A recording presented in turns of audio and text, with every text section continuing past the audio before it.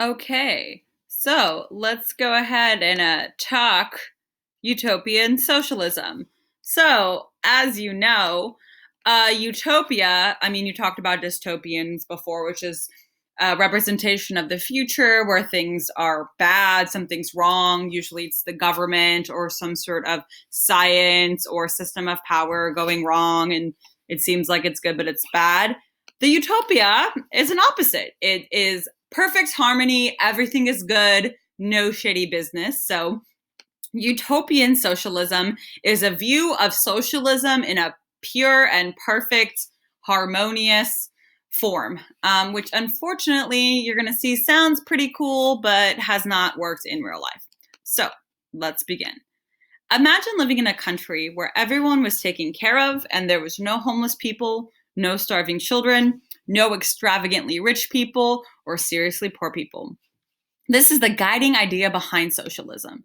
Socially, ideally, hence the theory and the idea behind a utopia, assumes everyone is willing to share their resources and wealth with others. Everyone has what they need and won't go without.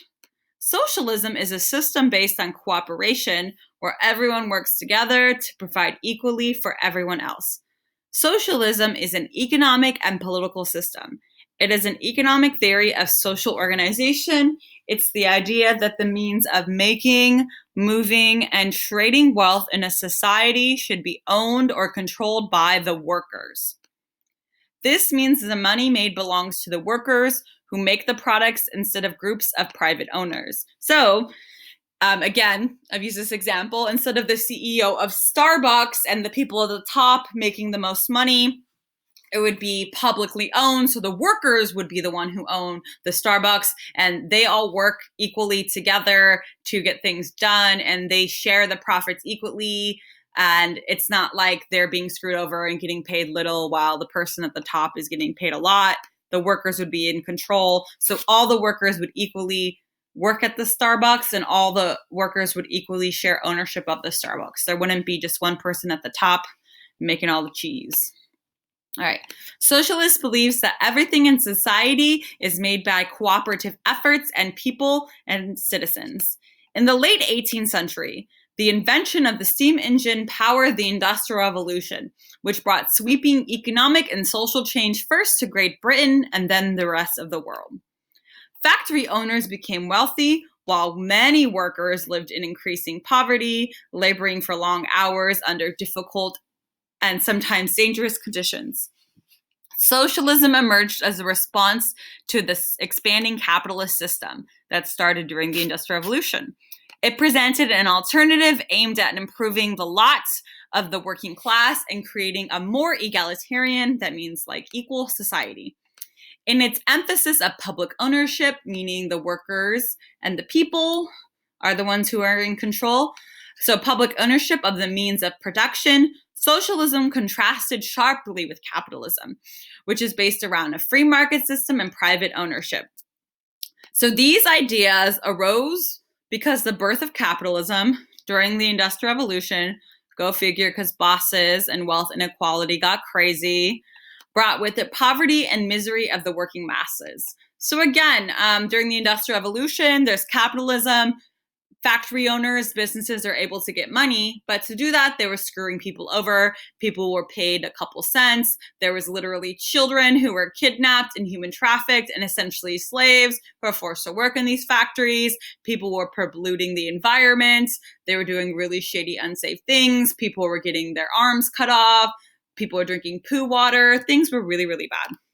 And so some philosophers, like we'll see Robert Owens, and Karl Marx, Friedrich Engels were like, yo, how about we didn't have capitalism where the workers are screwed over and the bosses make all the money?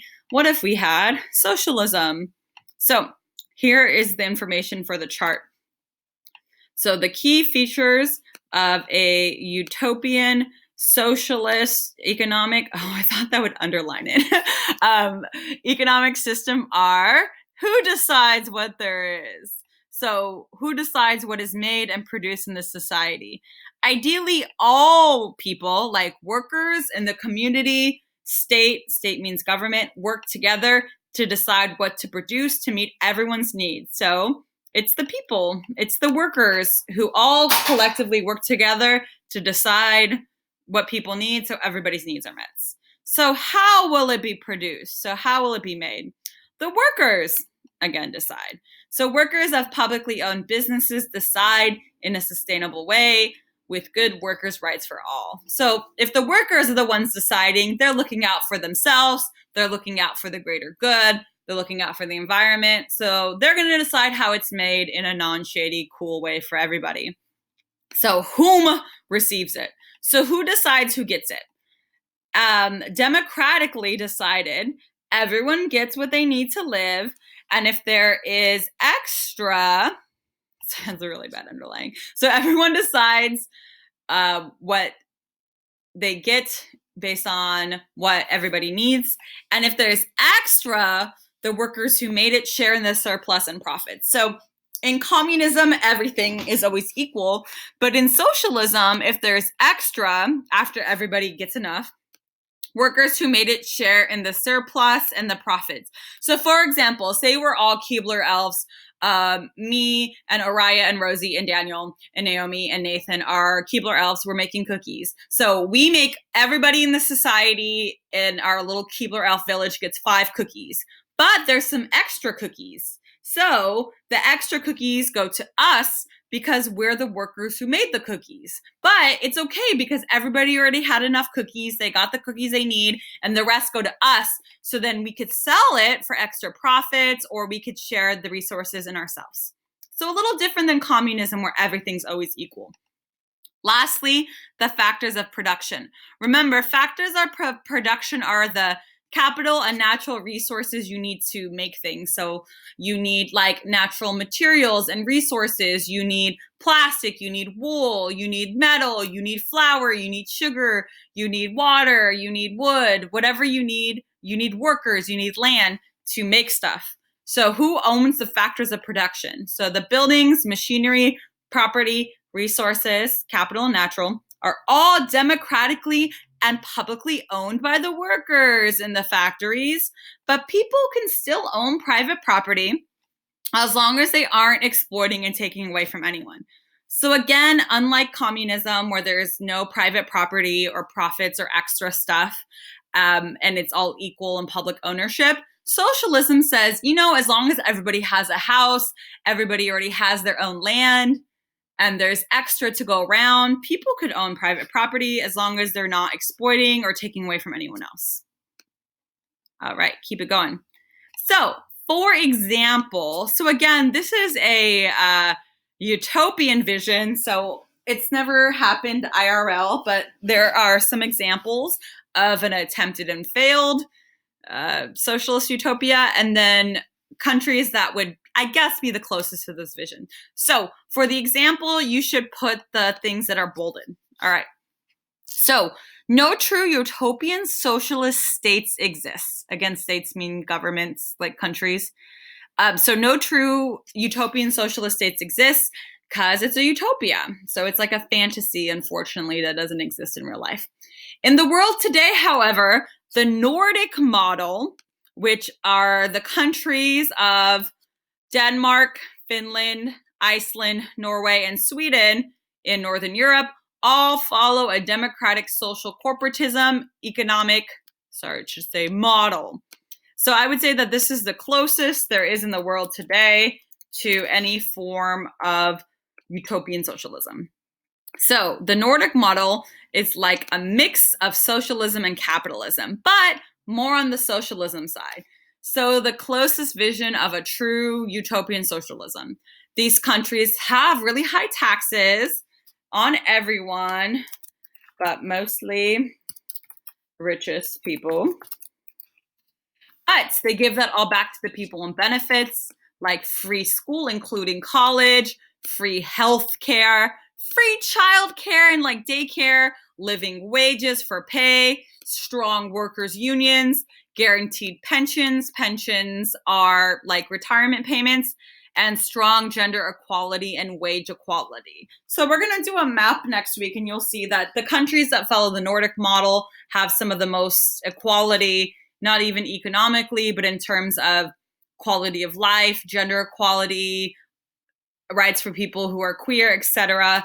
The most equality in the world because they follow this model. In real life, however, Robert Owen, who owned and operated a textile mill, remember textiles is any form of fabric, in Lanark, Scotland, headed to the United States in 1825 during the Industrial Revolution to launch an experimental community in New Harmony, Indiana. So he was like, I'm going to make a utopian socialist commune in Indiana in the United States, and it's going to be utopian socialism, and we will all have what we all need, and it'll be great. As you can guess, it didn't work.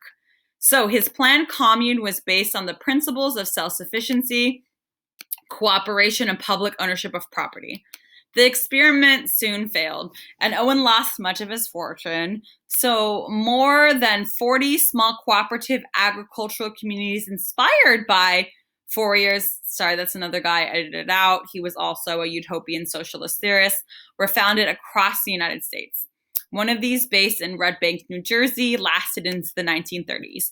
And as you could guess, is that because our world is very globalized, that means that it's hard for us to have a community that's self-sustaining and everybody sharing everything without relying on outside forces. So for example, if we started a utopian socialist community, could we get iPhones?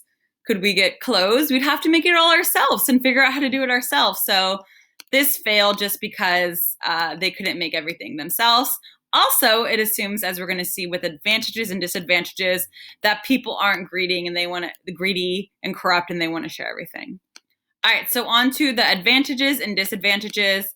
And then this thing is kind of an extra thing that you could read later for the quiz. Exciting. So, advantages of utopian socialist economies. I mean, it's a utopia. So it means there would be no disadvantages.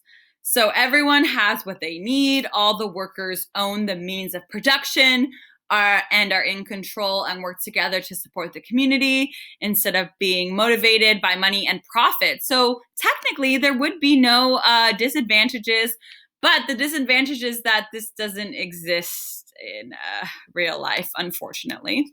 So disadvantages. Oops, that was really bad. But you get it. Disadvantages, you can still see it. So Robert Owens tried to make a utopian socialist society, and it failed because it can't be self-sustaining, meaning only rely on itself and still have new technology, all the means of production it needs. And it also assumes that people aren't selfish and don't want profit and just want to help and support the greater good. So it's failed because a lot of times politicians and people at the top who are supposed to making sure everything is fair usually are corrupt and steal it for themselves and their friends and family and screw other people over. So this is important to know. Most states that are socialist, quote unquote, today are actually usually authoritarian, totalitarianist dictatorships where people are really screwed over and things are really bad and people at the top are corrupt. So influence of Karl Marx and communism. This is on the new work you got, and you'll read this at another time for our quiz. But for the chart, you got everything you need. So this will also be posted as a reading. But I thought I would explain it to you if this is helpful. All right, that is it.